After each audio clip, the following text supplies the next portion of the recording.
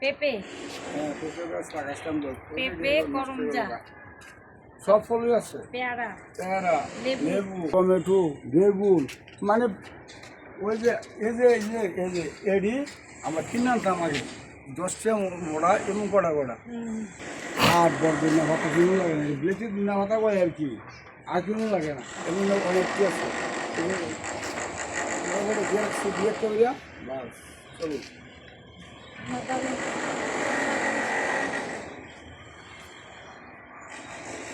ওই সকালে কলম পরে কলম না